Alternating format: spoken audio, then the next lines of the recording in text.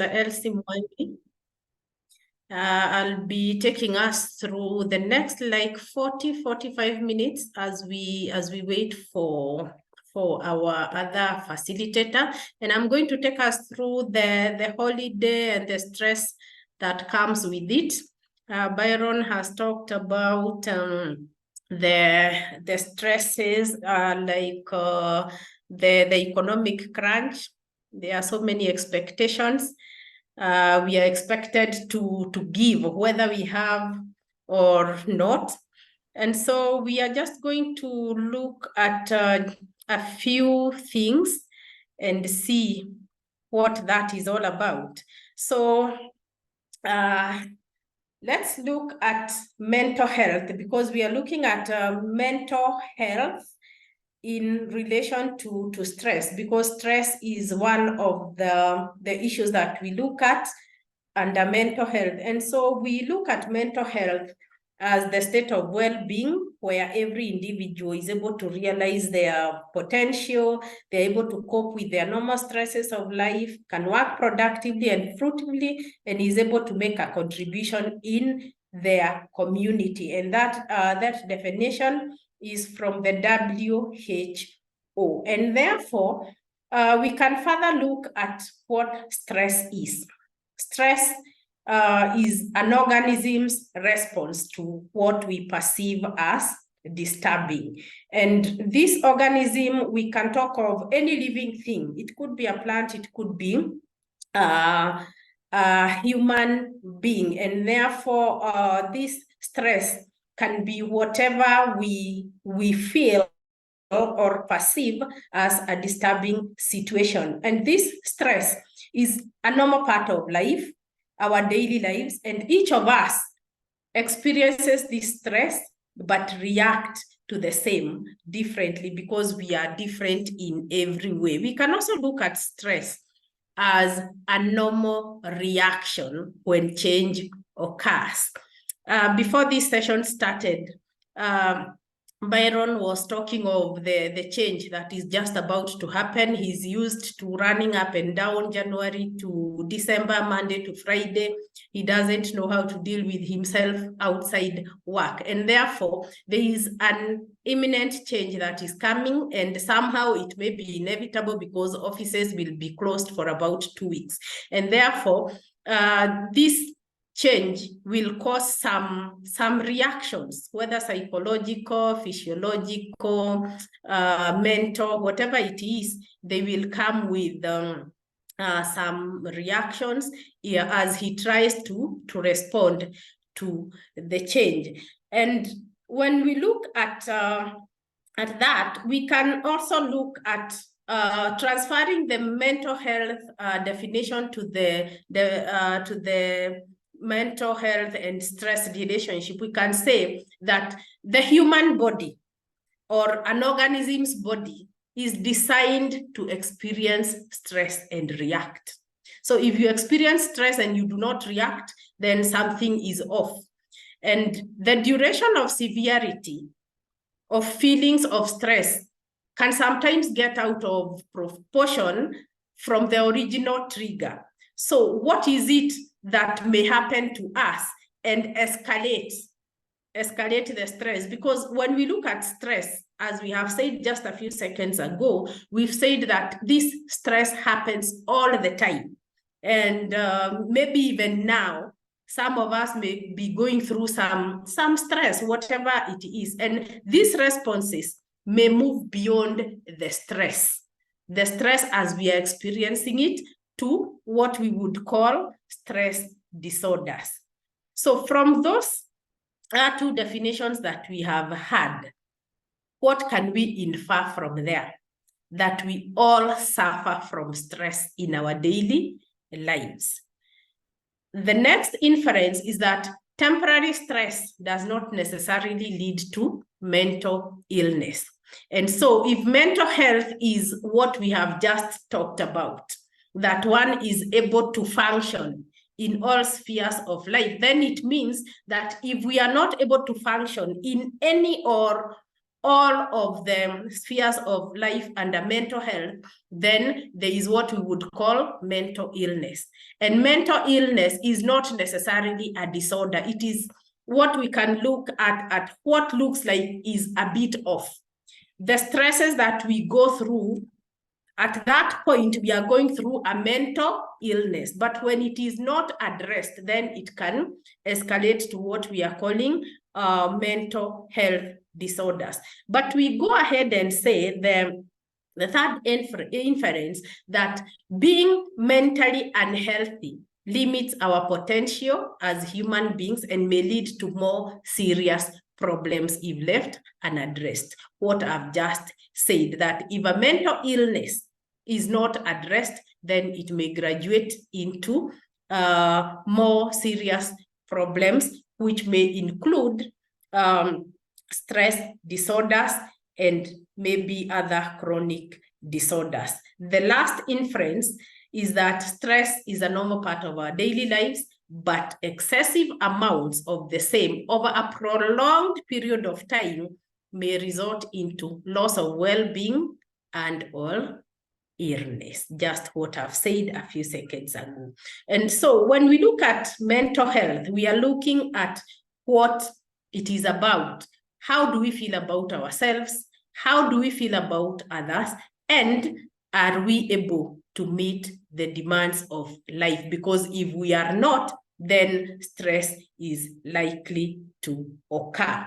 And under those three, how we feel about ourselves, how we feel about others, and how we are able to meet the demands of life, we are looking at what mental health encompasses. It encompasses our emotional well-being, our psychological well-being, and social well-being. And those three, they influence our cognition, how we think, our perception, how we interpret the environment, and how we behave, how we act after we think about an event, after interpreting an event, and then we act according to how we have thought and how we have felt about the same.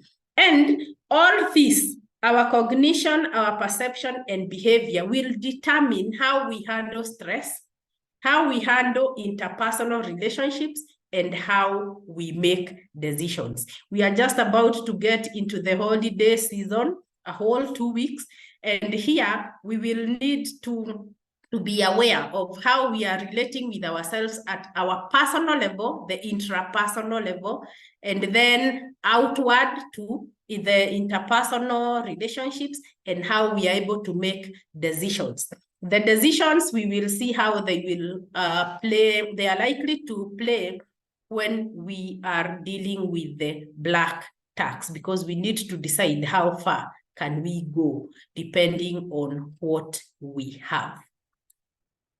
So if we look at the factors that may contribute to stress during the holidays in our area of practice, I want to start with what Byron has brought up before I get to another 2 slides that sound a bit different but have an impact on what we have here. So number 1, we have the issue of finances. Currently, we are experiencing a lot of problems when it comes to finances. Our pay slips are becoming thinner every day. We have taxes all over. By the time you get used to a tax that was introduced yesterday, another one has come, and therefore we may say that our pay slips have been, for lack of a better word, have been mutilated somehow, and the income still remains the same, but the outlets are so many. And the festive season, the holiday comes with a lot of expenses, and those expenses lead us to point number 2, the black tax. Black tax is about the expectations that are ahead of us. We have the normal tax that we have just talked about that have really eaten into our pay slips. But the black tax, this involves the family. We have family expectations, we have gender expectations, we have the societal demands, and many others that we may want to get into over the holidays. Now, when it comes to family, we have the families that we are in, our own families, our nuclear families. We have wives, we have husbands, and we have children. They have needs that need to be met. Outside a bit, we have our families of origin, we have our parents, those of us who are lucky to have them. We also have our brothers, we have our sisters, we have our uncles, the whole family, the extended. We also have the friends and the village mates. And with the village mates, we can include our childhood friends and those that we schooled together in the village. The societal demands, now being advocates and lawyers. This is a career that is among the high-flying careers in Kenya. And therefore, once you are seen in the village, someone may rush and tell your what? The nyumba kumi head that I saw Brenda's car, and therefore she's around. So the village now starts preparing. Our lawyer is here, our advocate is here, so we expect something from her. So this black tax, we will see how we can deal with it as we move along. Then we have number 3, loneliness. Not having family around. This may result from inability to be able to, inability to travel home. 1, because the finances are not enough.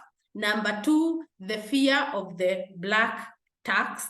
And number 3, when we are here in town, our children who may be able to pay for their holidays, they may be able to go out. For us as parents, we may not be able, and therefore we will be left by our children and they go away. So this is two-way. Our children may go out and we may not be able to travel home. So both ways, our families are not around. Some of us, we may not have places to call home. 1, maybe we lost our parents, and those that are there who are running the homes, especially in the village, may have taken over everything, that we do not have somewhere that we can go and call home. The other side of that is we may not have places to go. Not that the places to go are not there, but because of point number 1, we cannot afford. Right now, I think between mid-October and around mid-Feb, it is the peak period for holiday destinations. And therefore, however much we may try to fix ourselves within our budgets, everything is at the peak of it. So this loneliness may be inevitable, but we will also look at how we can deal with that. Then this stress may also come from long working hours, because as at now, as we prepare to close for the festivities, everyone is on the run. For your clients who may want to maybe lodge a case, I don't know what language you use, if they may want to lodge a case that they wish to continue with in January, they want to do things as fast as possible, because we have just about 14 days or less for this to happen. And therefore, this will come with a lot of client workload, a lot of documentation, and the court sessions. But I know the court works with the diaries, and therefore this one we may not be able to control. So these are the factors that look like they are the most practical, but we have other factors that look like they are subtle, but they are very, very powerful. The personal factors. As we have seen, stress will face us all the time. And therefore, we need to ask ourselves, because these experiences that are stressful will keep coming, what type of person am I? How will I be able to handle it? What is it that I have that may predispose me to inability to handle the stress or ability to handle the same? Number one is my personal beliefs. What ideas do I hold to be true? Number one, if we go back to the black tax up there, if I believe that if I don't give my mother 2,000 for Christmas, my mother maybe will curse me, they will excommunicate me or move away from me, then that may cause a problem. Because if I don't have a window to have that 2,000 for my mother because of my belief, then I am bound to experience a lot of stress and guilt too. Number two, what are my values? And number two is related to number one. What are my values? What is important to me? I talked about black tax involving family being my own family, the nuclear family, the extended, the friends, and everybody else. So in that whole line, what is important to me?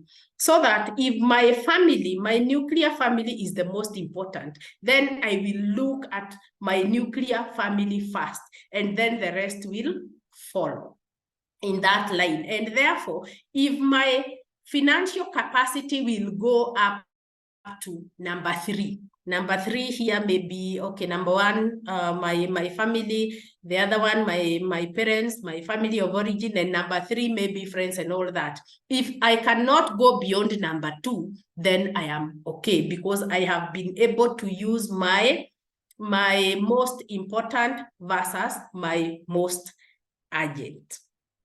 Number three, what are my attitudes? How do I treat others, and how do I approach situations? Now, this is where we may experience problems, how we treat others. And these others, we also need to know who are these people that we classify under the others. This is related to the first two. If these others includes friends, the village head of Nyumba Kumi, the pastor at the church, and whoever else, then we need to assess what are my attitudes towards these people. How do I treat them? Is it that I may find someone along the road walking, I am driving my car, do I feel like I need to offer them a lift? If yes, is there a thought at the back of my mind that, this one, if I offer them a lift, they will start presenting their problems to me and I don't have the money? That will also lead to stress. And number four, what are the characteristics of that stressor? And the stressor, I am talking about an experience or an event that you may perceive as a cause of stress. With these characteristics, we are looking at how intensive is the stressor, how severe it is, and are you able to control it? Is it within your circle of control? And this will determine the nature of your cognitive responses. If you are able to control it, if it is within your circle of control, then you will be able to handle it without a lot of discomfort. Then if you are unable, if it is outside your circle of control, two ways: you may choose to fight or flight.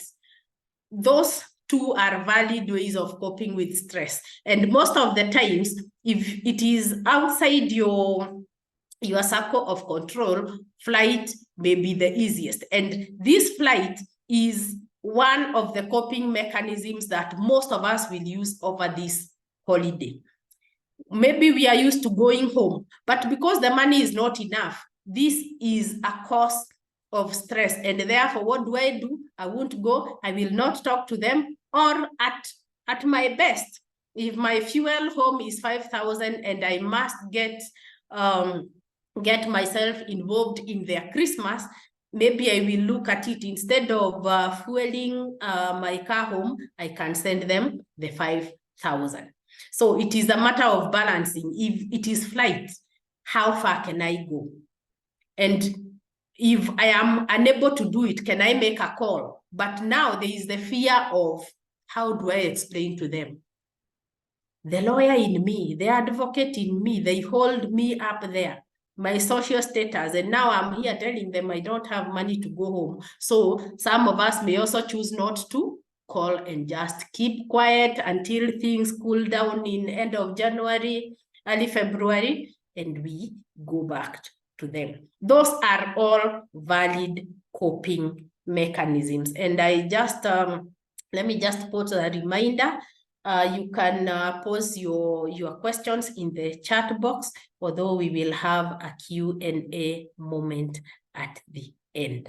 So we have looked at the personal factors, and then we have another two here.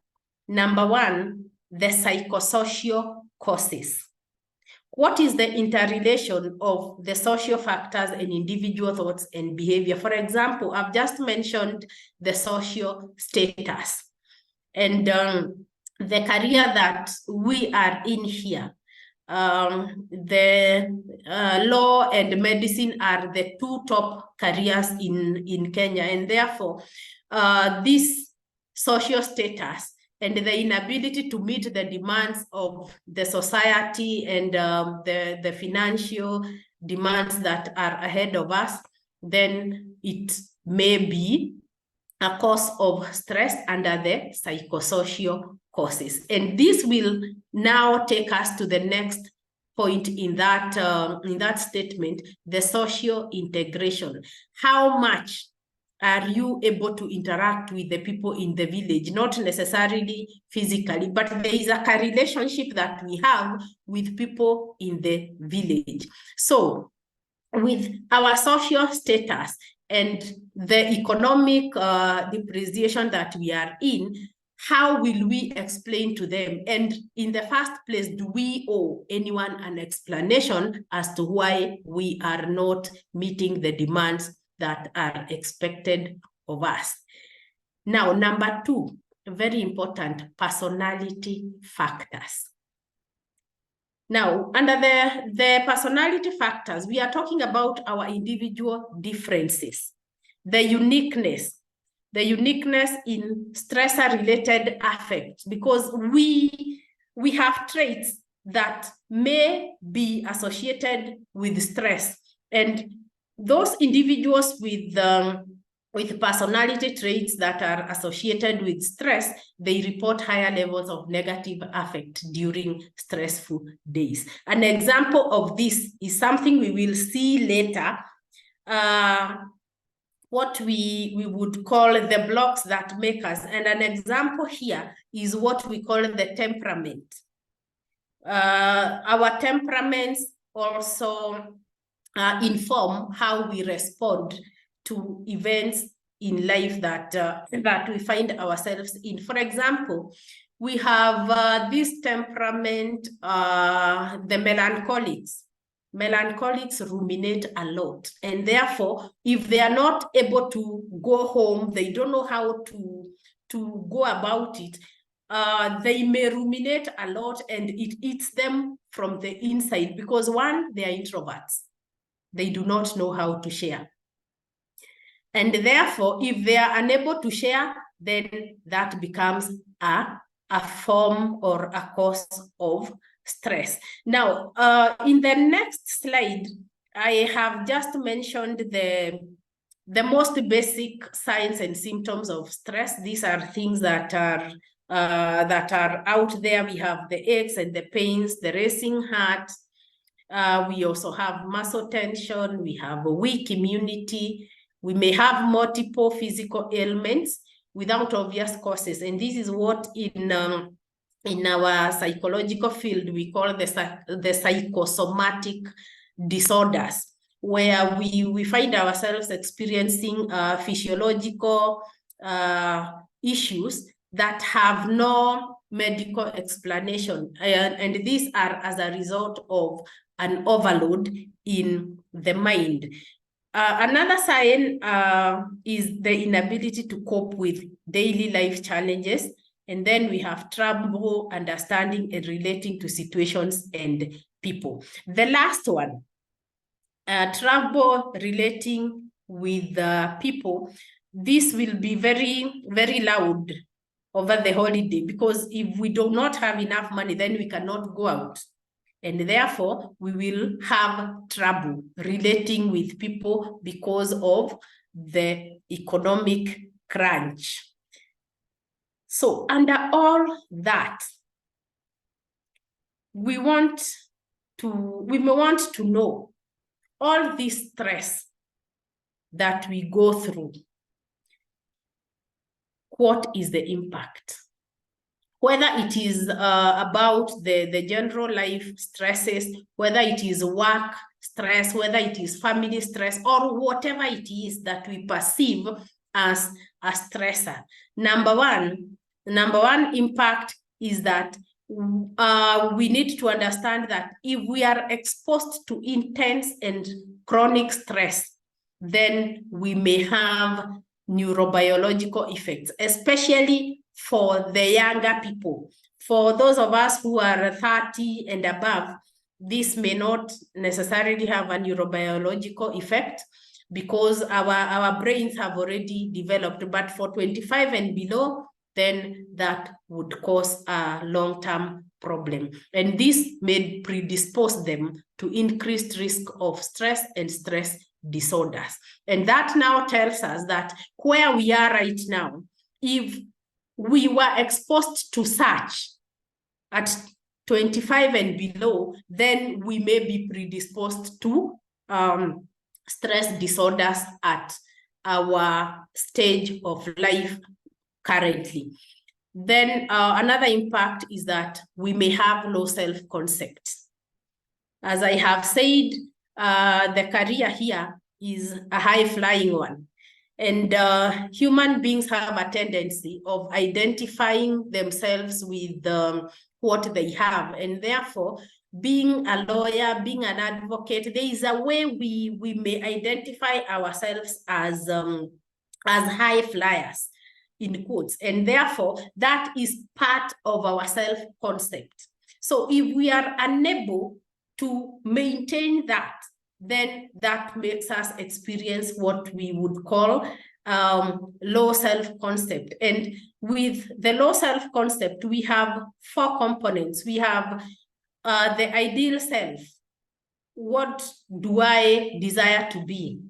We have the self-image. How do I view myself? And under this, how do I view myself, our jobs and how much we earn from our jobs or whatever else we do falls under here. And therefore, if my self-image is affected negatively, then that drops and it leads to a low self-concept. And we are saying that when the components of self-view do not function harmoniously, then one is said to be maladjusted. So how do I view myself? What do I use to identify myself? And how is my self-esteem? Am I able to maintain that? So if there is a disconnect between those 4, then we will look at someone as maladjusted. And when one is maladjusted, before it goes out there, they are already stressed about it at their personal level. Then we have poor intra and interpersonal relationships. If I am not able to maintain what I have always looked at as a block that I used to enhance or appraise my self-concept, then I will not be able to relate with myself depending on how I identify myself. And if I am unable to function at an intrapersonal level, then that systemically is what I will take out there that may also cause problems in my interpersonal relationships. And then the other impact is that, as I have said up there, impact of stress, it may lead to disease and, in extreme cases, morbidity. We have experienced people dying out of stress-related diseases, like what we call the post-traumatic stress disorder. We also have the cardiovascular diseases, among others. Now, I have heard what Byron has said in relation to the most prevalent stresses that are now on the table, the ones that look like they are so loud. Number one is the finances. We have the black tax, we have the loneliness, and we have long working hours. So how can we deal with that at the most basic level? We have what we have been talking about outside here. Even at your level, you can feel like, where I am, I cannot handle it. Can I just go out, take a walk? I can jog, I can run, very basic, because it will help you dissolve the negative energies that you may have inside you. Number two, most importantly, evaluate the events, the experiences, what were my thoughts, what were my emotions, the feelings and the behaviors that came with the experiences that I have. Now, here, you will be able to identify, where did I do well and where do I need to improve. You may also need to set targets, whether on a daily, weekly, or monthly basis, whichever you find fit for you, depending on whatever issue you are dealing with. Then you need to develop and define and strengthen boundaries. And this issue of boundaries is what will kind of wrap up everything, because without boundaries, then we may find ourselves doing everything or not doing anything at all. So Byron talked about what is it that we can do to be able to address those areas that we feel like are likely to cause us stress. We have talked about the usual and the most common strategies, like walking, evaluation of the day, identifying what has happened during the day, what were my thoughts, how am I feeling about it, and how did I act, what did I do well, what didn't I do well. We may set targets, we may develop boundaries. But as we do that, there are other important areas that can help us.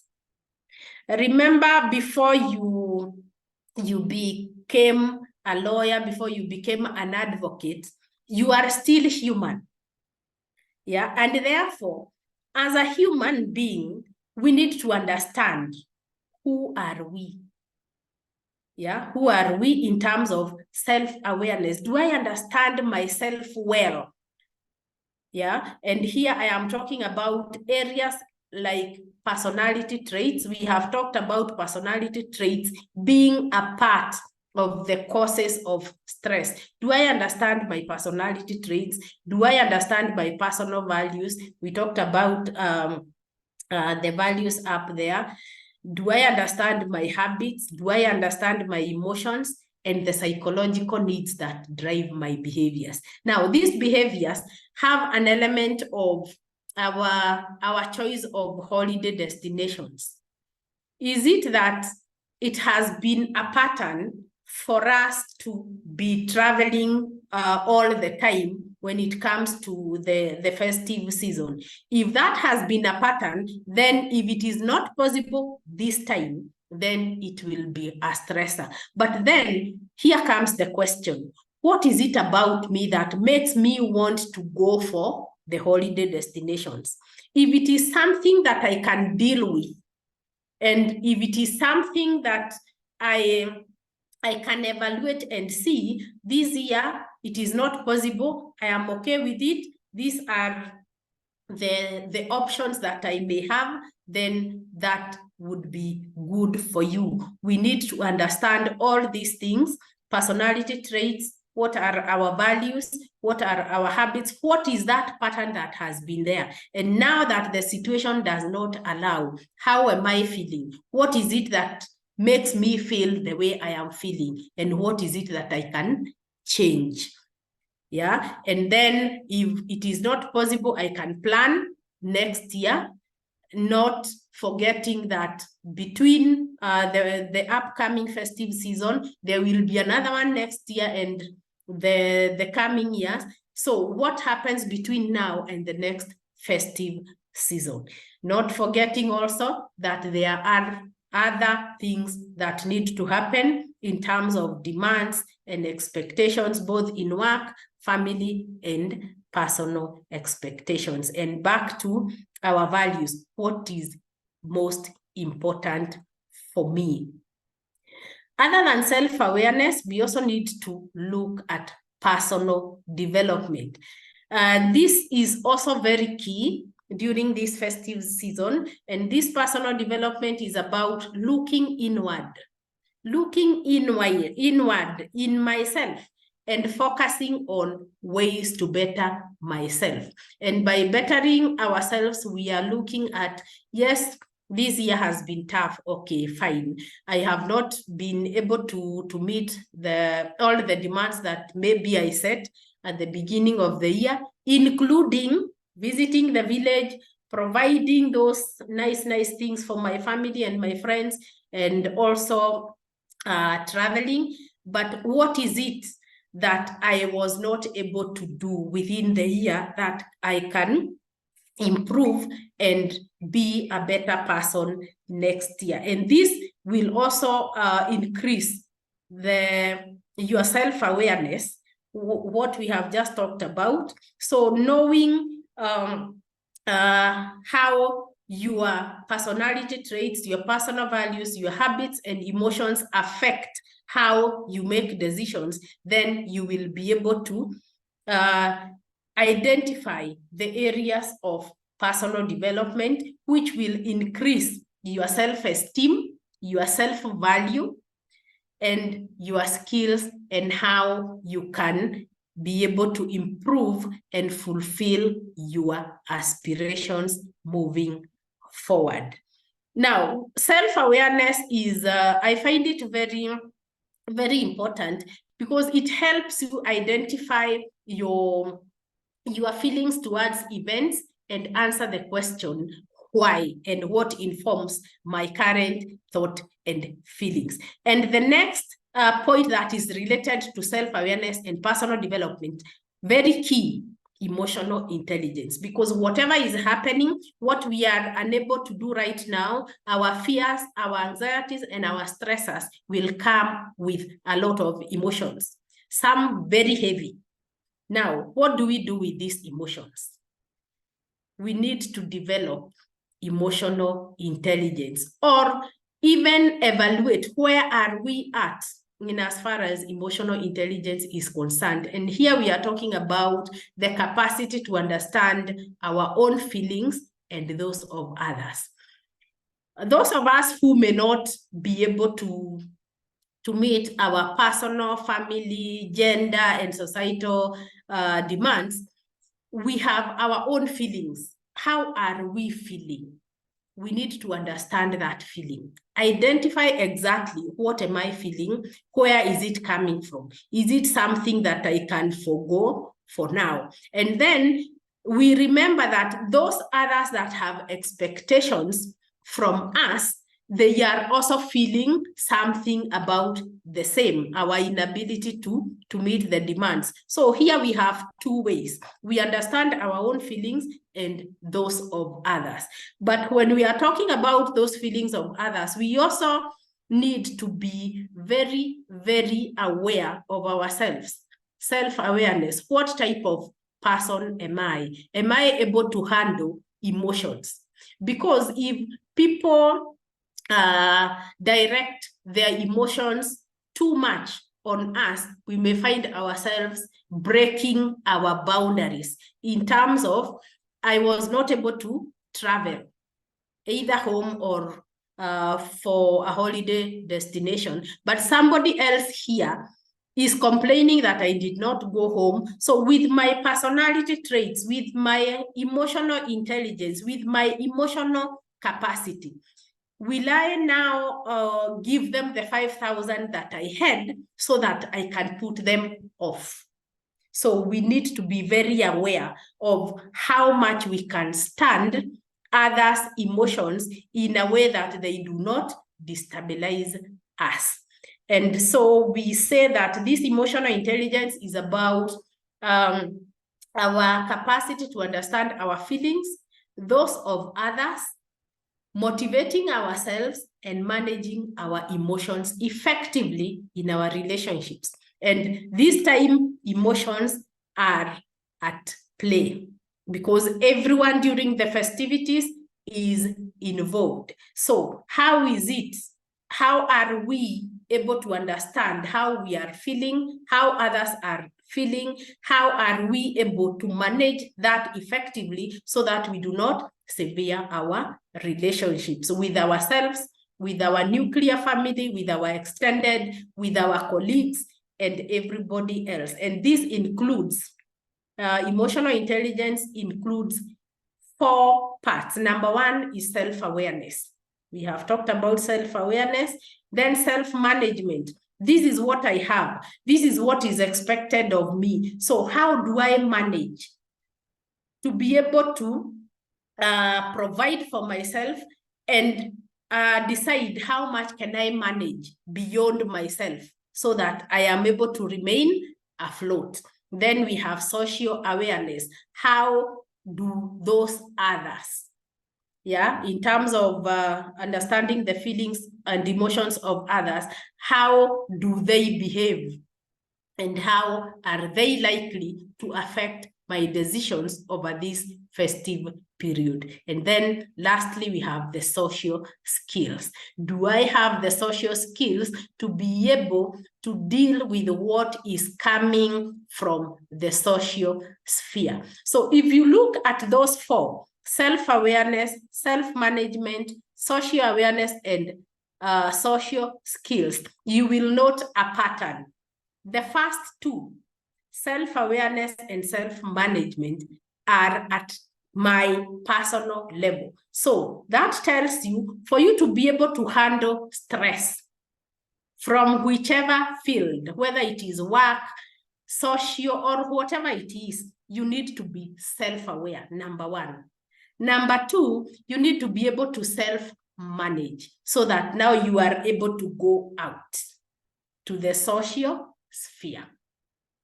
So that is how those 4 windows look like. You've got to be stable at your level in terms of self-awareness, self-management. Deal with those 2, then you are able to move outward, because with self-awareness and self-management, you are able then to develop and define the boundaries, which is our next important area, setting boundaries. So here, we need to develop and define a work-life balance.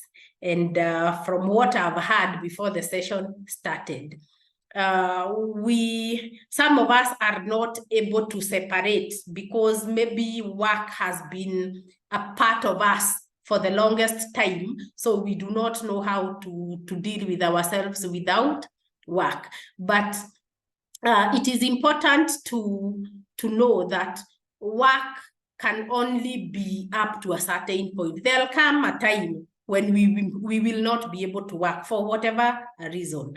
So how do we now pick ourselves and separate ourselves from work, that I will be able to know I am working on an 8 to 5 an 8 to 5 program or an 8 to 5 schedule, but then I will also be required to be me at some point. So what are the main causes of stress and how are they managed? We have talked about the personal stressors. We also have issues to do with the work-life imbalance. We may also have low self-awareness, low self-esteem, and with this, the personal traits, I mostly emphasize on the personal traits because this is where the stress falls. The question is, when the stressor comes, what type of person does it find? And therefore, very key, self-awareness is the most basic, so that now you are able to pick the coping mechanisms that will work for you, because the coping mechanisms are not blanket. There are those that may work for me, but may not work for Brenda because of our uniqueness. Then we have Onwanga William here. How do holidays assist in eradicating stress and depression? Holidays are very good because they help us kind of have a moment of rest and unplugging from the very busy schedules that we have had, especially the last like 3-4 years since COVID struck. Life has been so fast. And therefore, if you can manage to unplug and go for a holiday, then the best for you. And this will help eradicate stress and depression, just as William's question has been posed, because as we have seen, if we are exposed to stress for long periods, the stress can graduate into mental health disorders that include depression. So the more you are able to unplug, the more you are able to evade depression, because your mind is having a moment of debugging, if you may. Then we have an anonymous attendee here. Kindly send the stress PowerPoint presentation after the meeting. I will share that with Oyo. I hope we are good up to that point.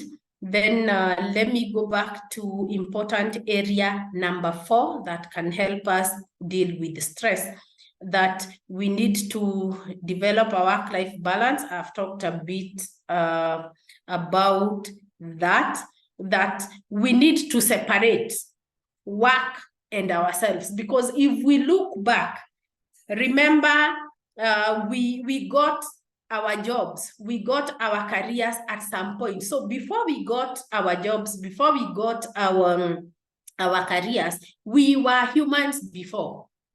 Yeah, and therefore we need to separate the two. As much as our jobs and our careers are very heavy blocks that we use to identify ourselves, let us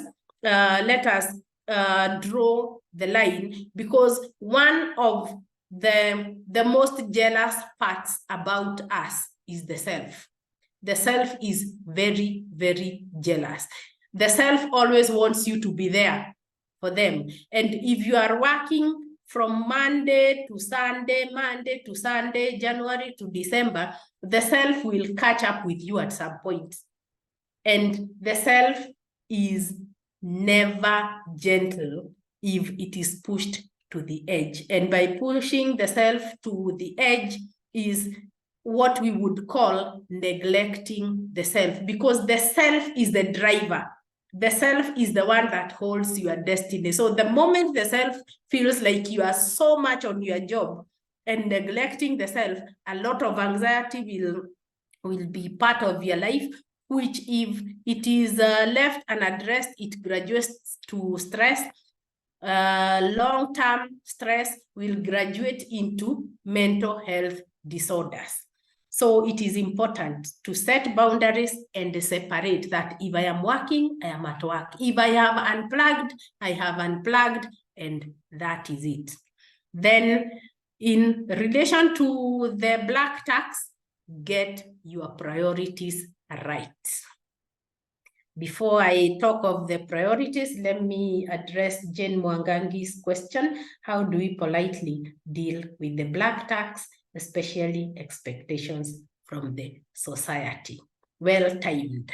That is where I am, that you get your priorities right. And what will inform the decision you will make as you make your priorities, it will be informed by your self-awareness. Because with self-awareness, you will know what is for me, what is not for me. Because with the black tax, this is where people really misuse us. Right now, the kids will be home for a whole 8 weeks. I understand schools will be opening on the 8th of January, but there are people who will call you on the 8th of January asking for school fees. Then you are wondering, 2 months, where have you been? Now, if you are not self-aware, you do not understand the blocks that make you, what are your strengths and what are your weaknesses. There are people who are very good at taking advantage of our weaknesses that we may not be aware of. And therefore, if you have 2 children you are taking to school, you will do half so that you can accommodate the other person who maybe went for holiday. You didn't go because you were budgeting for your children's school fees. So for you to be able to deal with black tax, set your boundaries, define them, and strengthen them. Now, these boundaries are not walls. The difference between a wall and a boundary is that a wall closes everybody out. But with a boundary, you let people know, yes, I am open for you, but this is the entry point. And the most important thing that you need to have all the time when we are dealing with the societal demands in terms of the black tax. If you set and define your boundaries and you realize there are people that are not respecting your boundaries, those are the people that have been feeding on your brokenness and lack of boundaries. Because why would it make someone feel bad if it is a plot that I have bought, I have built my home there, and I have fenced and put a gate? You don't want to use the gate. It is the same thing when it comes to setting personal boundaries. This is where I am. This is what I have. This is the door. So if you find that I am unable, you don't even owe anyone an explanation. But with time, because of your change in behavior in terms of setting your boundaries, now people will know this is not the same Elsie that I used to run to. And that is how now those who cannot respect your boundaries will start now getting out of the way one by one. Now, when we are talking about this black tax, remember, it includes family, which we always say our African traditional belief is that family comes first, but up to what level? We have just talked about people who feed on our brokenness. So if it is someone who has been feeding on my brokenness and I have realized and I have set my boundaries, does that belief now hold any water? I have realized you've been feeding on my brokenness, but I cannot take it anymore. Yes, family comes first, but when it comes to feeding on my weaknesses, then there I drew the line. But it is very key to note that when it comes to boundaries, you don't have to keep explaining that I will not do this because I did this. Your behavior and your responses and reactions to the demands from the society will teach the society that things are changing. And that way, those who have been depending on you unnecessarily, quote unquote, they will learn to fend for themselves and somehow set you free.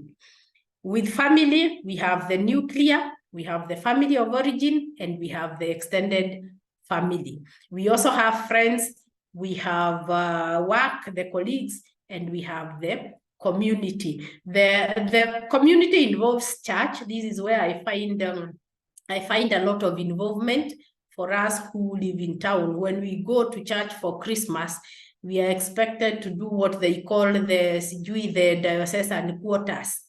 We are told to contribute, sijui kuna Christmas ya pastor, and maybe you yourself, you are struggling. These are things that now you need to know. Where am I? What belongs to me? What does not belong to me? And this is where you need to learn what I call the RTS system. If you go to your post box, I don't know whether the post office boxes are still at work. You used to go there. If you find a letter that has been misdirected, you just write RTS and leave it there. The same thing with life. When we are faced with too many things and they look like they will cause us stress, prioritize. Get your priorities right, then work with what is most important, what is most urgent, and then see what will work for you. If you realize that all the demands that are there, some are not within your responsibilities, just give yourself a psychological RTS. The owner will come for it and know how to deal with it and without apologies. But for you to get to a point of no apologies, a lot of work is involved in personal development. I hope, Jen, I've been able to answer your question. Then how do we prevent and promote a stress-free life? Now, number one, prevention. I've really talked about boundaries. Develop and define boundaries between work, home, and social life. When you are working, you are working. When it is time to go home, go home. When it is time to go out, forget about everything else, so that you are able to revisit and reconnect with yourself. Because when you do everything that you do in life, go through the ups and downs that we have, the last person that will be with you is yourself. And now we can take an imaginary journey of when we get to the end of everything. How will that meeting look like between me and myself after running up and down? Will myself be happy with me? And those are the after year 65 plus. Will I live a psychologically healthy life because I've been able to connect with myself all through, or I neglected myself? At 65, when I sit down, I cannot go to court, I cannot do anything in my career. It is only myself that will be there. Will LC, the self, beat me up? If LC, the self, will come to beat me up, then I will have a very miserable old age.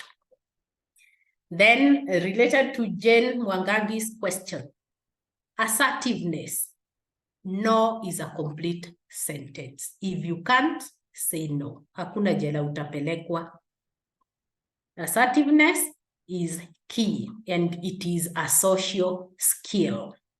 And social skills is a component of emotional intelligence, as we have seen up there. Then we lower our expectations in life.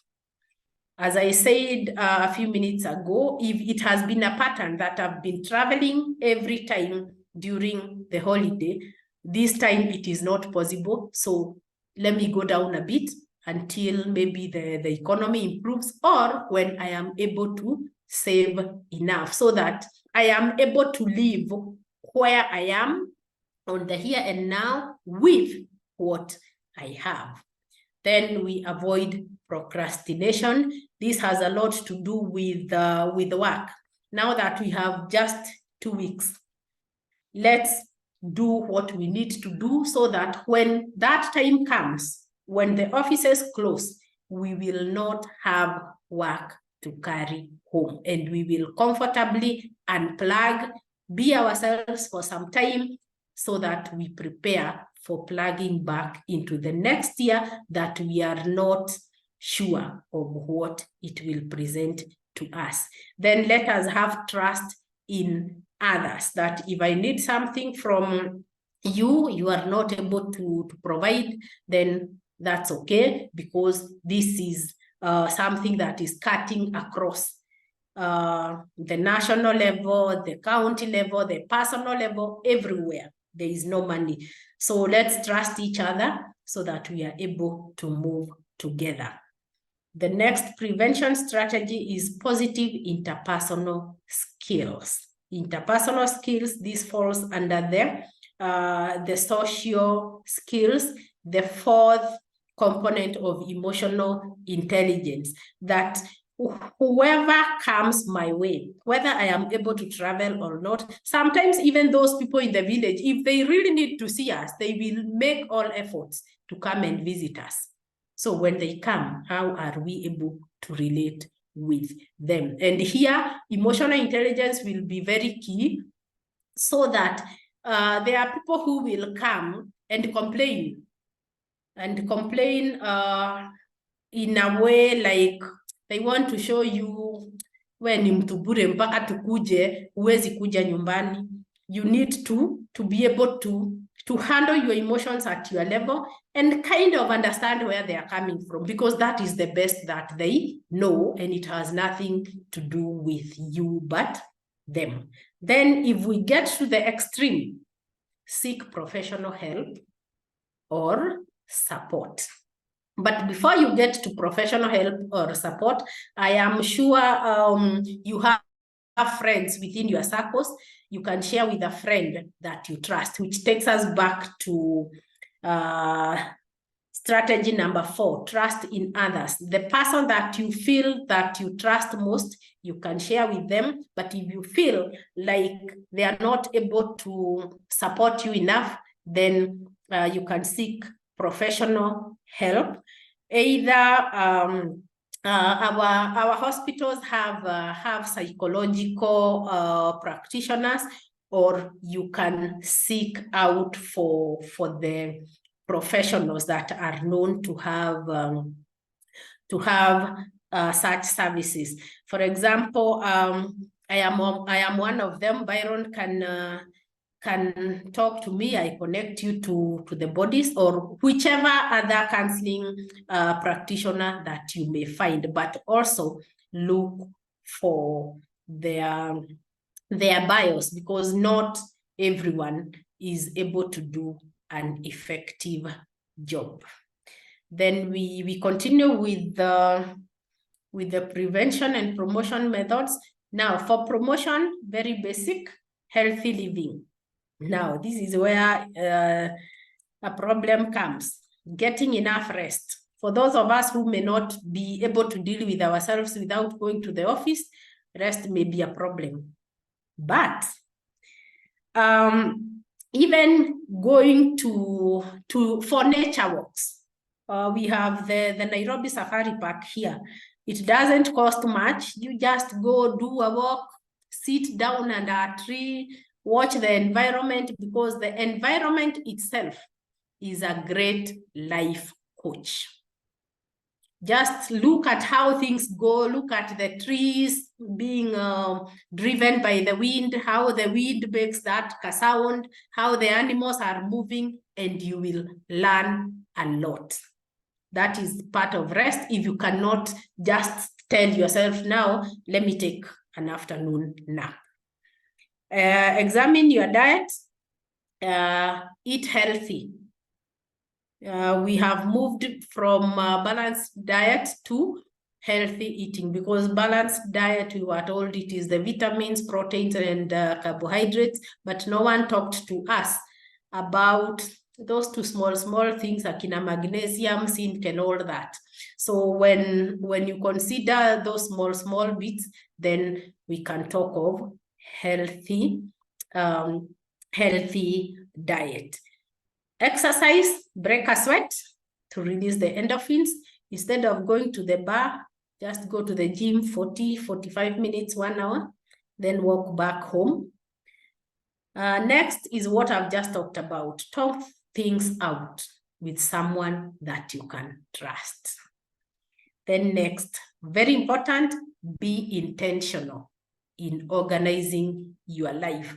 And this intention about organizing your life, it is very important because today is different from yesterday and tomorrow will be different from today. So if you organize your life in a way that you will be able to do at least 90 or 85% of what you had to do today, then whatever tomorrow will bring on your table, it will not destabilize you because you will not have a lot to look back to. But ensure whatever you are able to do today will be a strong foundation for tomorrow, because tomorrow has no business of listening to what you did not do yesterday. It will throw things at you without care.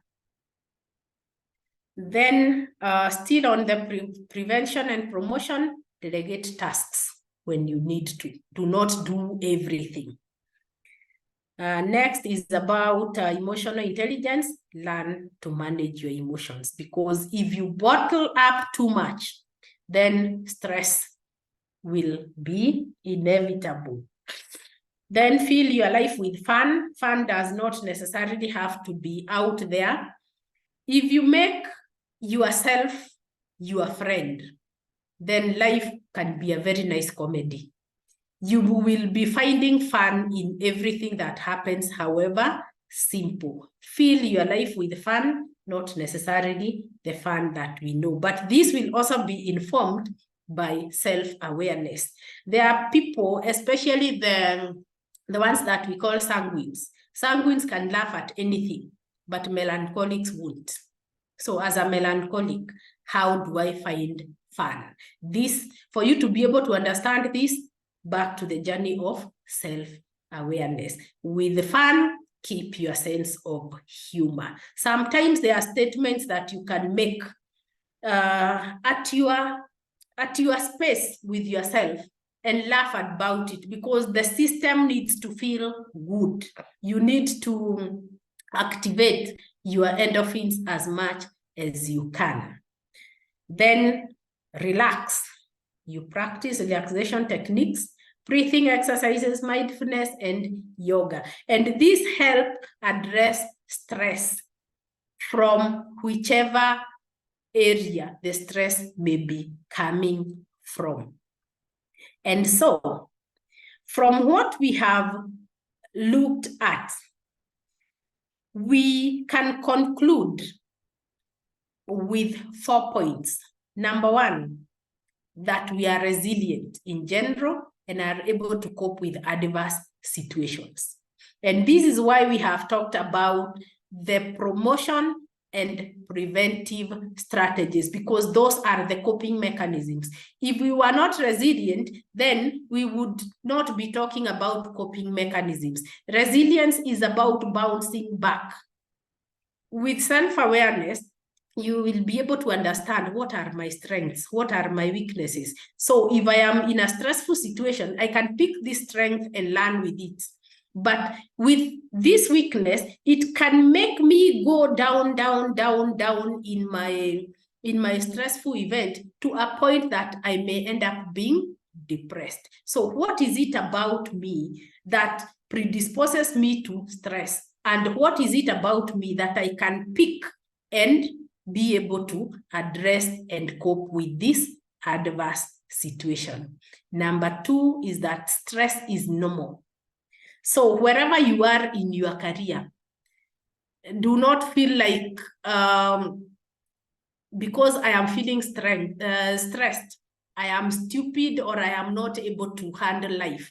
Stress is normal, because we have seen that stress is a normal response to change. And change happens all the time because life is static. So stress is normal, but it is a highly subjective human experience. We experience this stress differently. So how do I understand how and why I respond to stress this way? Back to self-awareness and personal development. Conclusion number 3, that while stress serves a beneficial and adaptive purpose, it can also become a cause of tremendous suffering in millions of people. I have had people say, in fact, I had a discussion in a certain group about mental health. And as I explained about self-awareness and personal development and how it is important to address issues as they come, someone said that these issues of mental health ni stories za jaba. And I'm like, really? But all the same, that's their view and it is valid. So for those people who believe along that line, that therapy and mental health issues are jabber stories, then they are likely to be part of the millions of people that have found themselves in tremendous suffering because of what I would call ignorance, because right now issues of mental health are all over. Then the last part is that stress has biological, social, psychological, and behavioral significance. Why? Because when we looked at the signs and symptoms, we have biological symptoms. Sometimes you may find yourself having bowel discomforts, hujakula kitu mbaya, but something is just off because it has biological impact. Then it has social. Sometimes we may withdraw. Sometimes we may go out too much because we are stressed. Then we have psychological impact, that we may feel some mental disturbance, that if we are not aware of who we are low on emotional intelligence, then we may not be able to deal with it. Then we have behavioral significance, because the events that we find ourselves in make us think along a certain line. We feel a certain way and we behave a certain way. So what do we do?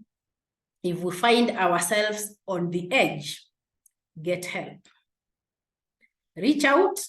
If you or someone you know exhibits the signs and symptoms that we have talked about, if you feel like therapy is not working for you, you may get a diagnosis, you may see a medical doctor or a psychologist who will help you go through the psychological tests that we administer for us to be able to give a diagnosis, what exactly is happening, so that we deal with the main cause of the issue and not keep addressing the symptoms.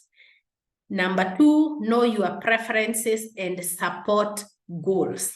As you go to share, especially with those people that we feel like we trust, what exactly do we want? What exactly are we looking for? Some of us would want to share because we want to be listened to.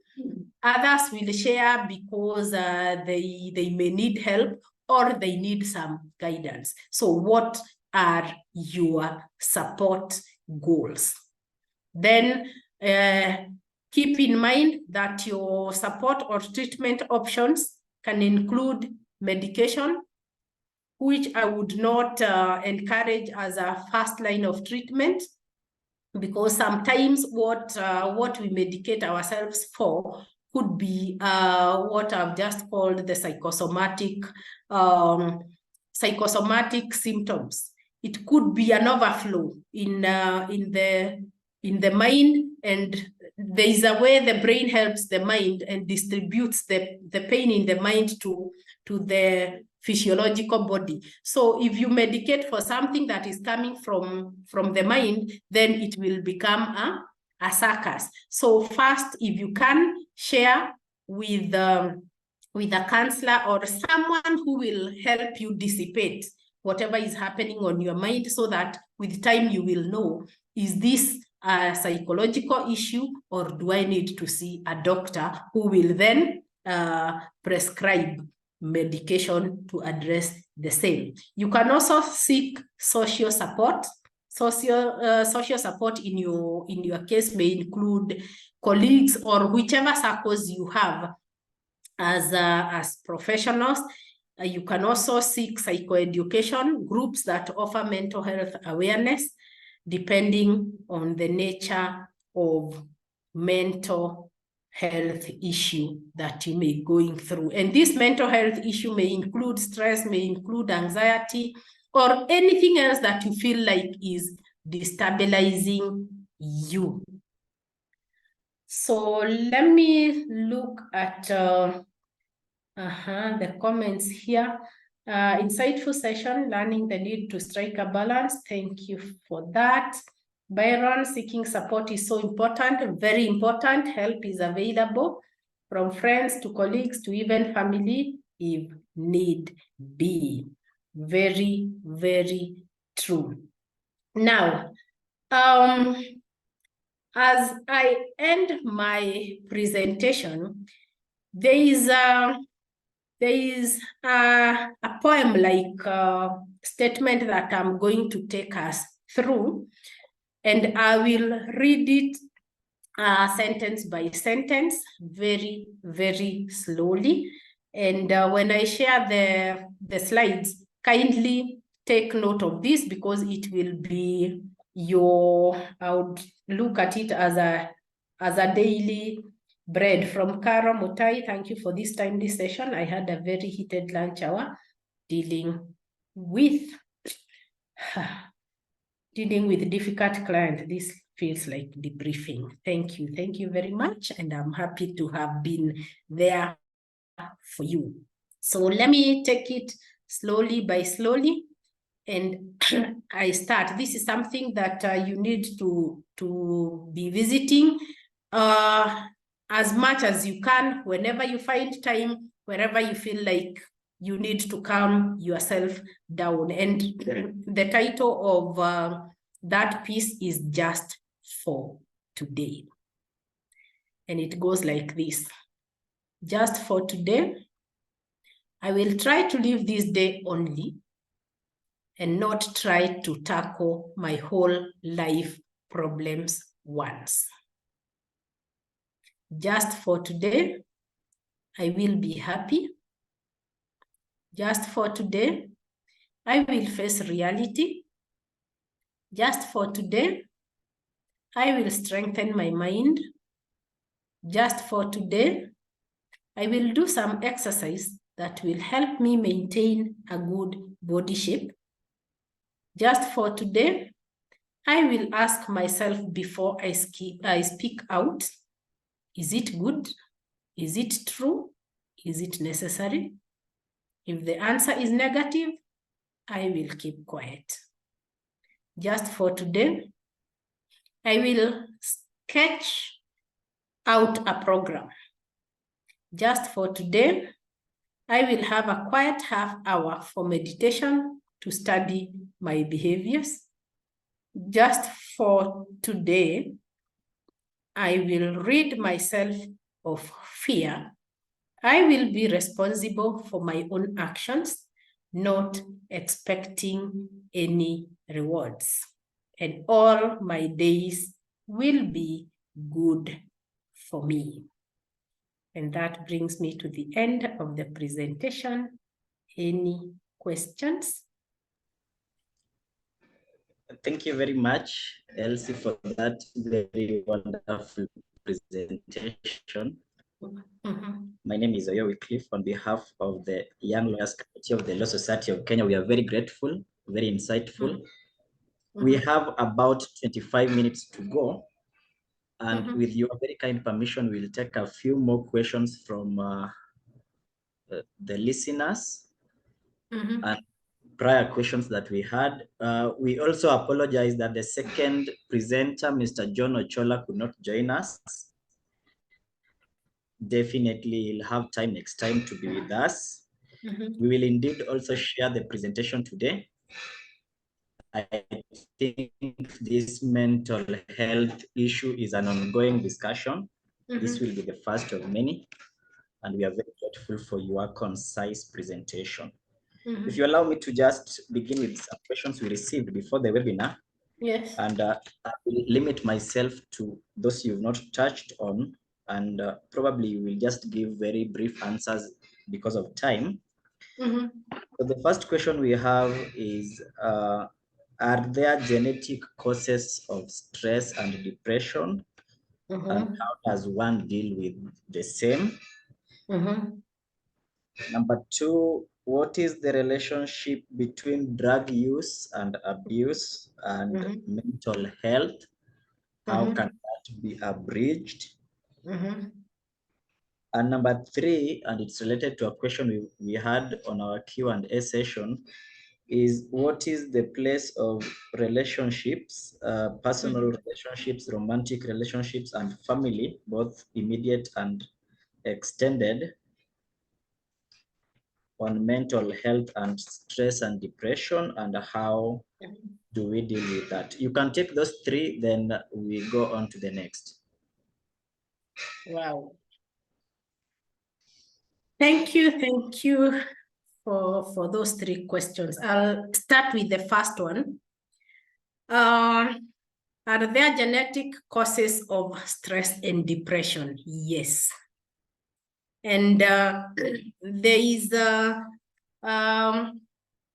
when we look at the causes of stress, we have environmental, we have social, we have psychological, and we have biological. With the biological, this is where the genetics fall. If you remember biology, if you hated biology, sasa hapa iko kizungumkuti. In Form 3, there is, we did the genetics, the X, Y, and all that. So there are, we have, a human being has 46 chromosomes. We have 23 from the mother, we have 23 from the father. Different chromosomes serve different functions. So if the chromosomes did not match as required, 1 to 1, 2 to 2, 3 to 3, if something went off and the chromosome that is required for psychological and emotional stability is mismatched, then there comes a genetic problem. And these genetic causes of stress may also include what we call chemical imbalances in the brain. With chemicals, I am talking about akina dopamine, akina endorphin, and all those. So if we have chemicals that are overproduced or underproduced, then we may have mental health issues. And an example of these chemicals, we can talk of dopamine, because dopamine is the one that regulates how happy, how excited, or how sad or depressed we feel. If we have too much endorphin, then we become overexcited. If we have low production of dopamine, then we get depressed. And this is where you find people that use drugs. And coincidentally, my answer has moved me to the next question. People who use drugs. If you have ever keenly observed someone who is under the influence of alcohol, they laugh at everything, even dogs along the way. Why? Because alcohol, at some level, it is a stimulant. And therefore, when we are overstimulated, we get overexcited. So we are not able to control our happiness. And with the next question, drug use and abuse kind of interrupts the natural production of chemicals.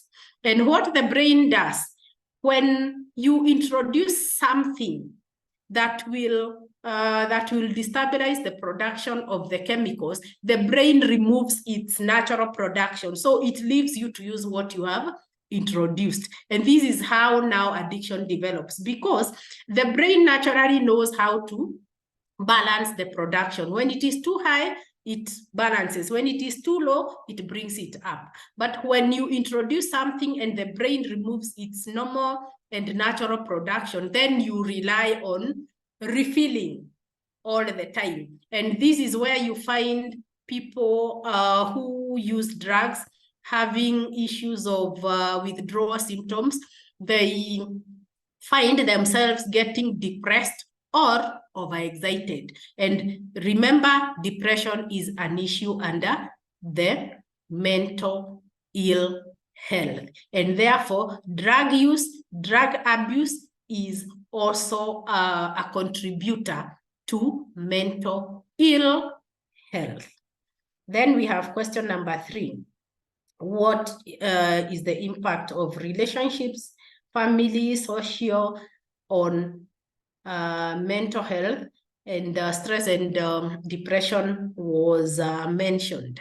Now, as I said during the presentation, our African traditions tell us that family comes first, but family may be a cause of stress, because depending on how functional or dysfunctional the family is, then it will inform how you will be able to relate with yourself and other people.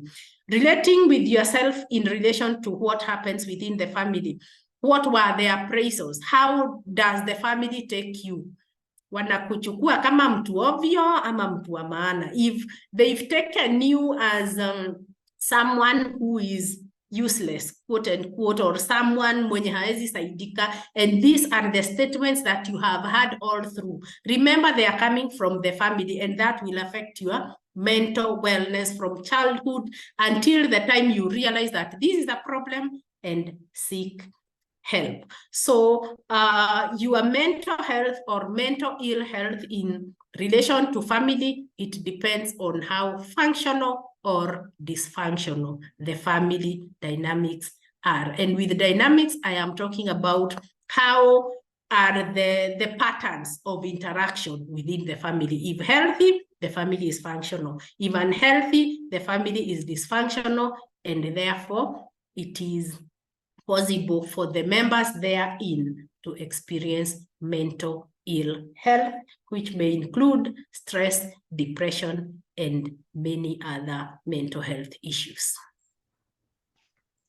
Thank you very much for that, Elsie. Yes, can we take the next batch of questions? I'll start with one from our Q&A. Elizafan Angima is asking, question number 1, in all this, where does God fit in? God. Where does God fit in all this? Yes. Interesting. That is number 1. Number 2, yeah, very interesting.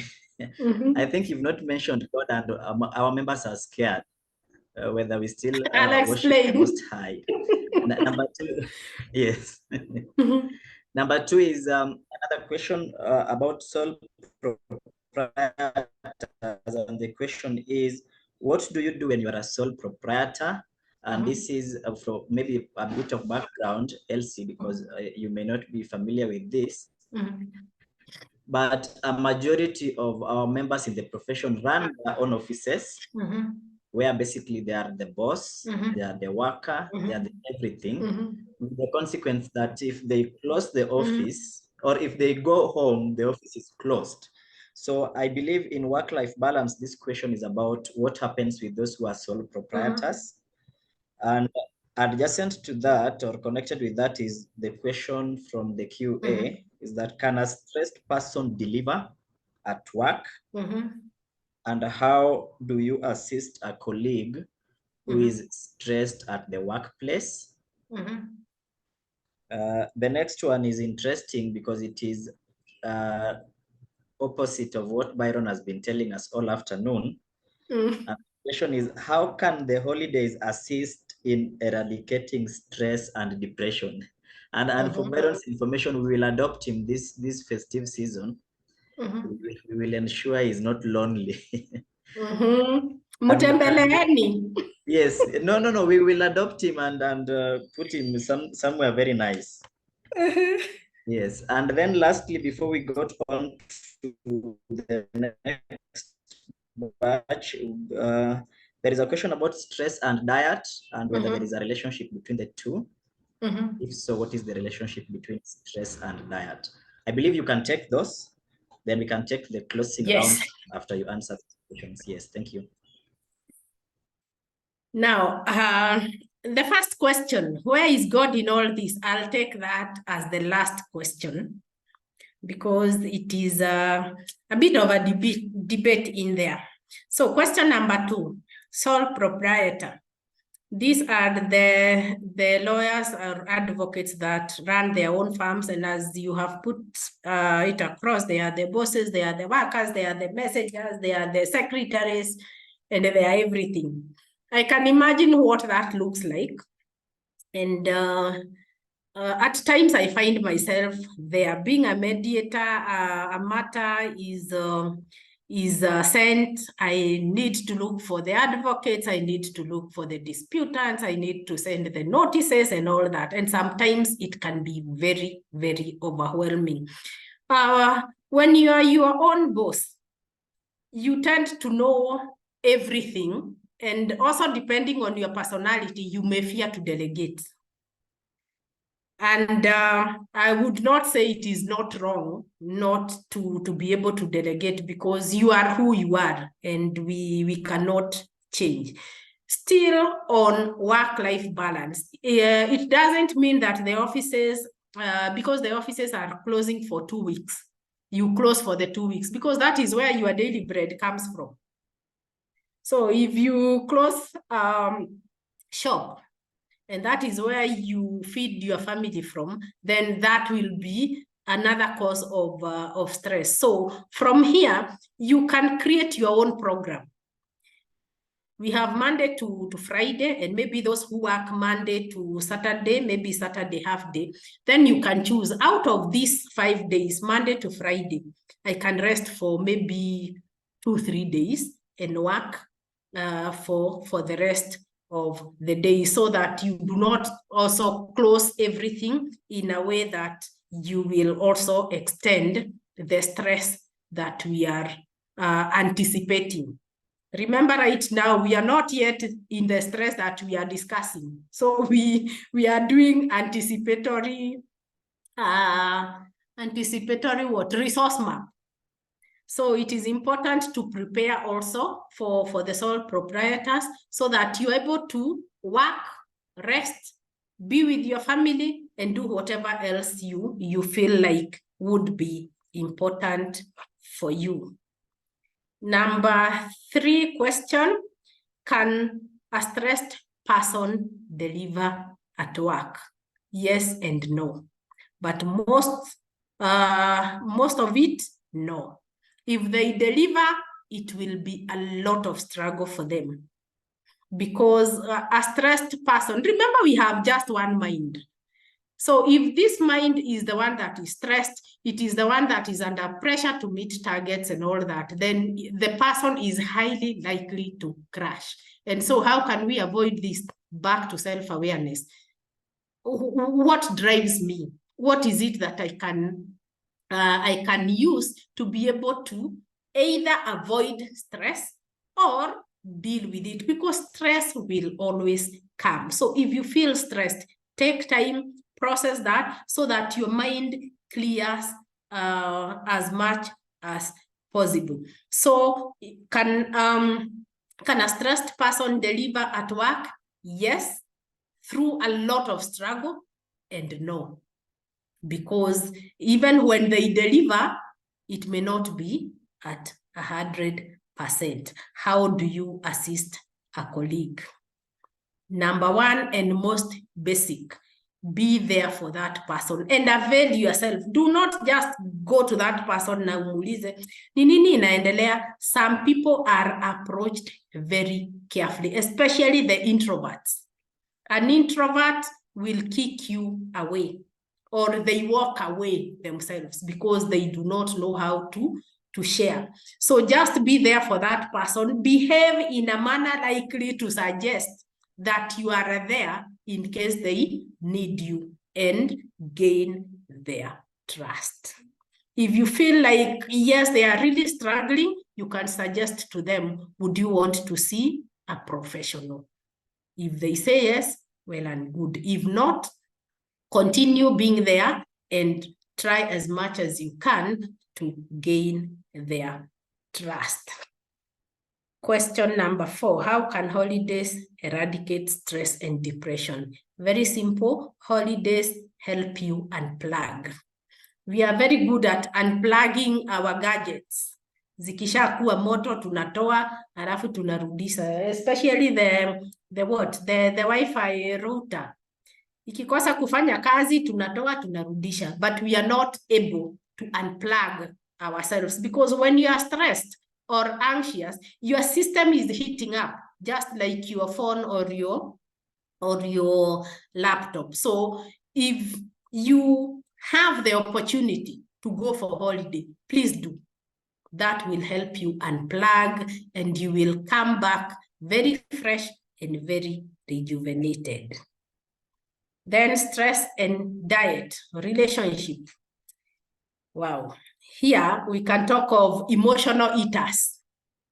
There are those people who, when they are stressed, they eat, and they do not get full. Others will crave for sugary things. Others will not eat at all. Yeah, so there is a very loud relationship between stress and diet. As I have said, there are those emotional eaters who will deal with their stress through eating, and they will eat anything. Anything that comes their way, they are eating githeri, they are eating cakes, they are taking tea, they are taking milk, they are taking sweets all the time. And the most interesting thing about this is it doesn't, most of the times it doesn't cause stomach discomfort. Hata ukule kila kitu. But when you're okay and you eat everything, then you will experience stomach discomfort. But on this other side, there are those whose appetite is affected negatively. They will not eat. They will not have the desire to eat. So there is that relationship. So it is important, back to self-awareness, how does stress affect my diet and eating habits? Am I an emotional eater? Do I overeat when I am stressed? Do I undereat, or do I not eat completely? Then question number 1, where is God in all this? God is everywhere. But the psychologist in me looks at our relationship with God as any other. The only difference is that God is a superpower. And when I am dealing with clients who come in with this question, I ask them, at what point did you hear that God exists? And they'll tell me, maybe when I was 5, 6 years, when I went to Sunday school. And the next question is, was there life before that? So who was living? How was life then? Now, before we were told and socialized into religion and spirituality, we never knew that God exists until we were taken maybe to Sunday school, or we had someone praying. That tells you that God did not create a religious person. God created you and your soul. So the very first relationship is between you and yourself, so that you are able to make contact with your inner environment and the outer environment and identify the gaps, so that then when the two of you agree that this is what we need, then you're able to go before God and pray. knowing exactly what you want. And that tells you you are not running from yourself. Because if you have no healthy relationship with yourself, then this is why we are having the Shakahola issues. We are not really sure of what we need. And so anyone who identifies that gap will pick us and tell us, kuja nikakuonyeshe, this is what you need. And by the time you realize, tuko mbali sana. But the moment you have a healthy relationship with yourself, then you are able to relate with God from a point of information without neglecting all the other areas of life. I've seen people who are unable to identify what they need in life, running to church, and they find themselves like, hata huku kwa kanisa sisaidiki, sasa anakuwa kitu haieleweki, because they are not able to listen to the self, and the self is the soul through whom God speaks to you. Have I answered the question? I believe so. I believe you've answered the question. We will take up the rest of it in church on Sunday and Saturday. If you allow me, I'll move on to the next and probably the last batch before we finalize the webinar. And the first question is just a follow-up from what you've explained, and it's a question from Mercy Wanjiru, who asks, so what are the other methods of unplugging now that it's the money we are looking for, it's the money that we don't have? So how else do we unplug? So that is the first question. And then the second question is about reversing a stressed mind. And the question is, are there stages of stress, and how do you get yourself out of it once you've established that you are stressed? Probably you've covered it in your presentation, but you could just probably highlight it a little better. The third question is very specific to the legal profession. And it says the presentation has focused generally on the causes of stress and the ways to deal with them, but can the presenter think of any specific causes related to the legal profession and how to deal with them? That's quite specific there. And then the last one is from Hadija. So this is also something we've probably covered in the presentation, but Hadija says that there is a norm that society has burdened on us, that only people with money matter, especially family members. How do we deal with such? I think if we can just cover the narrow straits of now, what do you do if you don't want to remove yourself from that area? You still want to be with your family, but you may not be the most moneyed, or the expectation does not match reality. As you were explaining, you said law and medicine are the top two careers in Kenya. I know a majority of us would disagree. Have you not heard of DJs, Elsie? Don't you know DJs now make more money? And I've also been told to remind the listeners that you've just highlighted that those of us who are 30 and above have stronger neurological stamina and effects and are less likely to be stressed. So I'm told to warn those under 30. I don't know what the warning is, but I've passed the warning to them. Please take those ones as we close. Thank you. Okay, fine. Thank you, Oyo. Now, Mercy's question, other methods of unplugging that do not involve money. Now, one of them is doing what you love most. For example, Mercy is a lady. If you have a family and you love cooking, just that day tell yourself that my family is my guest. You can cook for them what you love most or what they love, and it will help you feel like I've been important to myself and my people, despite the fact that I am not able to give them beyond what I can. There is also re-evaluating your hobbies. For example, if you learn, if you do yarn work, you can do crochet, you can knit. If you love working with water, you can clean, scrub. If you love farming, you can just go to, you can do, these days I'm seeing what we are calling vertical gardens.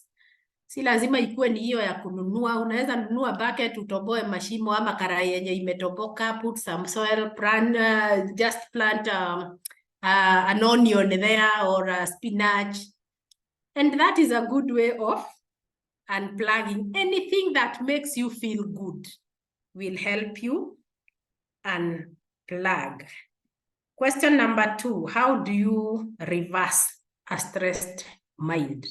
Unfortunately, the mind and the brain does not work in reverse. The mind and the brain work forward. So what can help you do this is, as I said, learn or train yourself to evaluate experiences as they come so that you do not have a pile-up. But in case you find yourself stressed, number 1, as I have talked about the unplugging strategies that will not involve money, pick one. Or just take a moment and evaluate. What am I feeling? Where has that come from?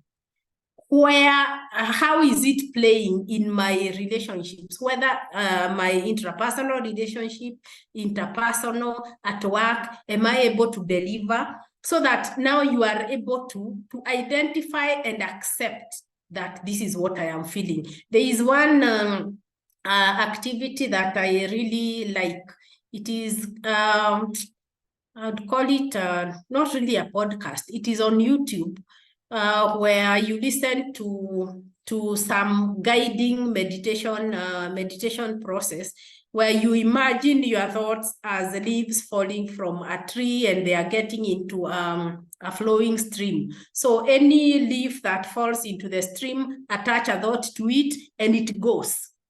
Another one, attach a thought to it and it goes. And that, if you focus and forget about anything else, meditation is about focus, then it will help you kind of dissolve the thoughts that you have. Otherwise, when we talk of reversing a stressed mind, it is not possible. We work from where we are moving forward.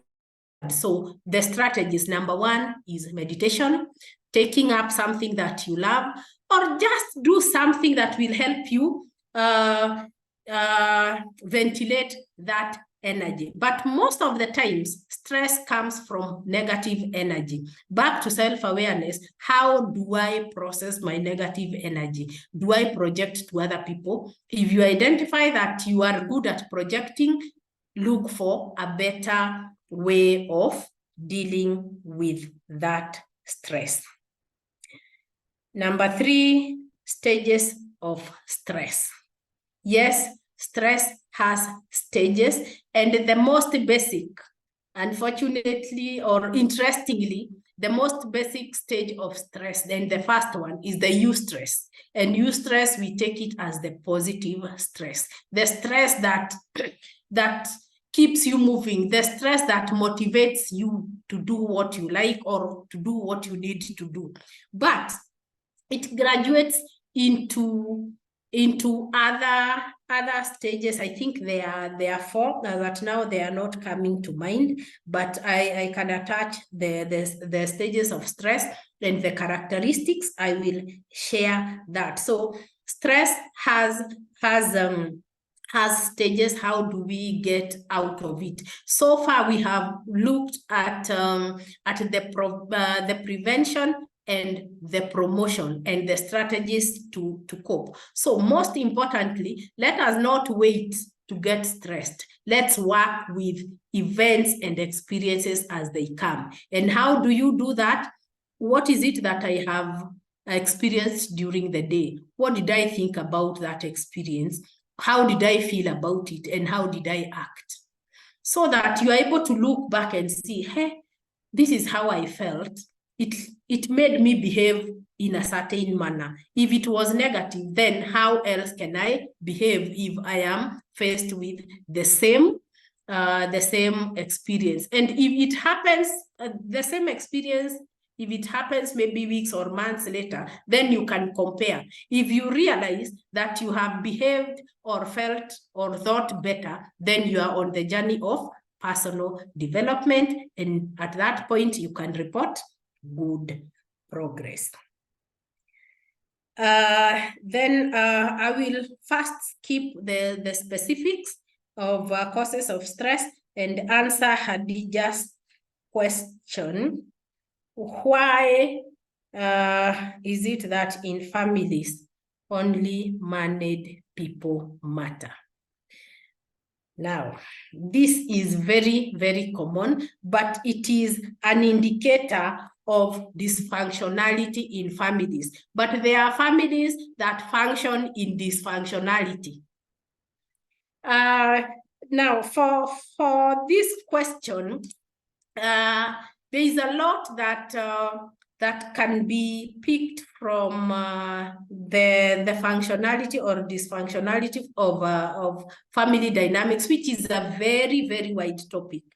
But again, if you have no money as to the level of the person that they feel like is important, that is you. And if you are comfortable where you are, then you are good to go. Forget about how people feel about you. And it takes us back to what we call the locus of reference. Where is your value? Where is your self-value? Is it informed by what people say about you, or is it about how you feel about yourself? If they value the married person, well and good. But here I am with my few thousands, but I am able to meet my needs and I am comfortable where I am. Then we have number 4, specific causes of stress in the legal profession. Number 1, I mentioned client load, client workload. There is a lot of work involved in the legal profession. There is also the different types of clients. There are those who will come to you genuinely. There are others who will be very malicious. Maybe they want to test. How is Oyo as an advocate? Others will have looked at your practice and feel like I need to make this one stumble. And they'll bring a case to you, and somehow they can put a block that will bring you to the limelight so that your career can go down. And if you realize that this is what is happening, before you drop the case, maybe something else has happened. And so when I'm talking about that, I am talking about the dynamics involved. Remember also, the legal profession is, as much as it falls under one of the arms of governance, there is no way the judiciary can work independently. So it may also have influence from the other 2 arms. So how do you balance the what do we call it? The presidency, that one is not coming to mind, but we have the judiciary, we have the legislature, and then let me use the presidency. How do you manage these other 2 when you are at the middle without hurting any of them? Because without the 2 of them, then your career is not there. So a lot of balancing. But for me as a psychologist, I am looking at all the dynamics, all the stressors that fall into the legal profession. Whom does it find? Because if you as the advocate or the lawyer or whoever, whatever level you are at in your career, if you are not mentally stable, psychologically stable, physically, physiologically, and socially stable, all these other causes of stress will destabilize you.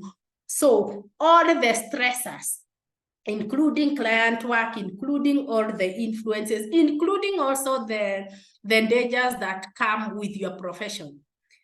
Allow me to single out the criminal lawyers.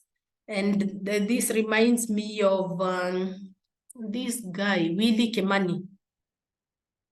He just moved out of the court a few meters away, amechukuliwa, and whatever happened to him happened. So there are dangers that come with your profession. But again, you cannot stop working just because those dangers are there. So how do you ensure that you are able to remain sane and stable? Because all these stresses are there. And we need to be aware that they are there and be aware of ourselves, so that it is like when these wrestlers are in the what do we call it? Is it called the peak, or what do they call that? The ring. You know, this one is throwing a punch. How ready am I? Okay. So back to you, Oyo. Thank you very much, Elsie. I think we'll wrap it there. That was quite a wonderful presentation. Members are very happy. We take this opportunity as the Young Lions Committee to wish our members happy festivities.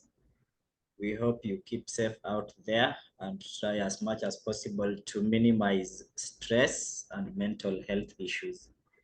We will share the presentation as promised. And from Brenda and I, we'll hand you back to Mr. Byron Menezes, Council Member, to wrap up the proceedings for the day. Thank you very much and have a wonderful evening. Byron? Thank you, Dr. Harry. It's a curious twist of fate that we call you Dr. Harry and yet you're just a lawyer. So I think even the term of just a lawyer is slightly wrong. Thank you very much for your moderation, and thank you to Brenda, of course. I know she had a matter online as well. Elsie, I know we spoke and you said you don't want to be a doctor, but you refer to yourself as the counselor, but thank you very much. The presentation was excellent. I've seen some comments on the WhatsApp groups. Scholar, I don't know if you're still online. Thank you very much. Certainly, you took us through the stages, the foundations, and how we can try and deal with some of these issues. So I think I've learned a lot. I hope it will be beneficial for myself and everyone else who logged on. I hope you will share the presentation. I've taken down the email addresses, or at least the ones that were earlier on. I'll try and put down the few that are coming through now, and then I will share the presentation. But Dr. Ari, thank you very much. You've done a great deal for us today, and I think we've all benefited from this session. Certainly, societal pressure and all the factors you spoke about are extremely difficult to deal with.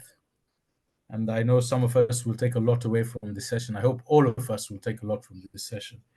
Extremely beneficial. Some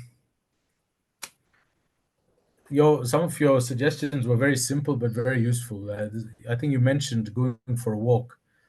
It's free and it's probably one of the easiest things we can do. Myself, I try and get up very early and then I meditate for 30 minutes on my day and the stresses and so on and so forth. So I'm ready for the rest of the day. But thank you. Let me thank all the members who joined us as well. I really do appreciate all of you. And from the Young Lawyers Committee and the rest of my colleagues, I would like to thank everyone and wish everyone a Merry Christmas and a Happy New Year. Ensure it's a happy one, ensure it's a peaceful one, ensure it's a joyous one. And of course, if you need help, reach out. Dr. Ari has put her contacts on the screen. They're still up there, the email and her phone number. She's available for further consultations, so feel free to reach out to her. And if necessary, of course, you can reach out to your local chapters and your local branches. And again, if necessary, you can reach out to myself over the holiday period. So I wish everyone a great Xmas and have a good evening. Thank you and goodbye. Goodbye.